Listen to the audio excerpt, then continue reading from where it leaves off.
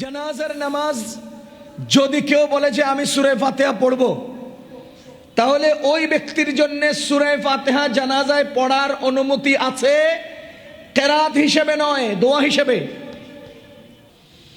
এখন আমি আপনাদেরকে জিজ্ঞেস করতে চাই, জানাজা এটা কি নামাজ না দোয়া?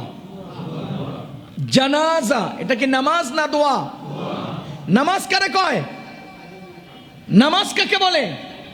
যার মধ্যে বাহিরে 7 ফরজ আর ভিতরে 6 ফরজ লাগে, সুনির্দিষ্ট নিয়মতান্ত্রিকতার মধ্য দিয়ে নির্ধারিত সময়ে নির্ধারিত পদ্ধতিতে শরীরের নির্ধারিত অঙ্গকে জমিনে রেখে বান্দা আল্লাহর সামনে নিজেকে নতি স্বীকার করার নাম নামাজ। সময় নির্ধারিত লাগবে, সময়। ফজরে জোহরের নামাজ হয় না, জোহরের টাইমে আসরের নামাজ হয় না, আসরের টাইমে মাগরিবের নামাজ হয় না। জানাজার কোনো নির্ধারিত টাইম নাই, নামাজের নির্ধারিত টাইম আছে, নামাজের জন্য নির্ধারিত অঙ্গ আছে। কপাল লাগাতে হবে, নাক লাগাতে হবে, হাত লাগাতে হবে, হাঁটু লাগাতে হবে, এরপরে সেজদা অবনত হতে হবে। এই মাধ্যমে নামাজ আদায় করতে হয়। জানাজার মধ্যে কপাল মাটিতে রাখার নিয়ম নাই। ও মুসলমান, আপনি পদ্ধতিগত ব্যবধানের মধ্যে আপনি নামাজকে নামাজ না রেখে জানাজাকে নামাজ বানাতে যাবেন কেন? জানাজাকে নামাজ বানাতে যাবেন কেন? সুতরাং প্রত্যেকটা আমলের আলাদা নিয়ম আছে ভাই। প্রত্যেকটা নামাজ আমলের আলাদা কি আছে? নিয়ম আছে। প্রত্যেকটা আমলের আলাদা নিয়ম আছে। জানাজার নামাজ যদি কেউ বলে যে আমি সূরা ফাতিহা পড়ব, তাহলে ওই ব্যক্তির জন্য সূরা ফাতিহা জানাজায় পড়ার অনুমতি আছে, কেরাত হিসেবে নয়, দোয়া হিসেবে। কেরাত হিসেবে নয়, দোয়া হিসেবে। আমরা দোয়া পড়ি আল্লাহুম্মা গফির লি হাইয়িনা ওয়া মাইয়িতিনা, এই দোয়া কি দোয়া হিসেবে পড়ি না কেরাত হিসেবে?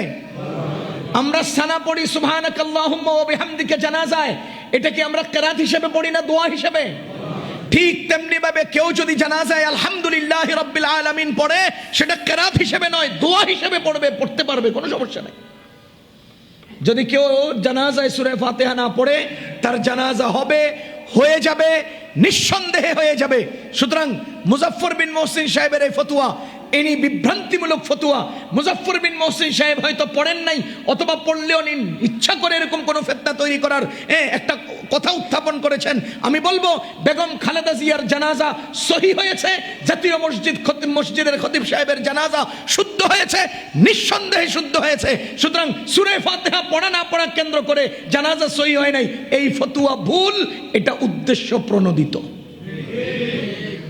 বিভ্রান্ত হওয়ার কোনো সুযোগ নেই, বিভ্রান্ত হওয়ার কোনো সুযোগ নেই। সূরা ফাতিহা পড়া লাগবে কি না লাগবে, এগুলো মাসআলা নিয়ে আমরা আলোচনা কোনো এক সময় আরো বিস্তারিত করব ইনশাআল্লাহ। শুধু এটুকুন ইঙ্গিত দিচ্ছি, জানাজার নামাজে কেউ যদি সূরা ফাতিহা পড়তে চায়, দোয়া হিসেবে পড়তে পারবে। জানাজার নামাজে কোনো কেরাত নাই, জানাজার নামাজে কি নাই? কেরাত নাই। আর তাওয়াফেও কেরাত নাই। কেউ যদি তাওয়াফ করতে কেরাত পড়ে, সূরা ফাতিহা পড়ে, কোনো অসুবিধা আছে? আমাদের নবীজি বলেন আফদালুদ দুআ আলহামদুলিল্লাহ, সবচাইতে সেরা দোয়া হলো আলহামদুলিল্লাহি রাব্বিল আলামিন তথা সূরা ফাতিহা। সূরা ফাতিহার মতো সেরা কোনো দোয়া দুনিয়াতে আর নাই।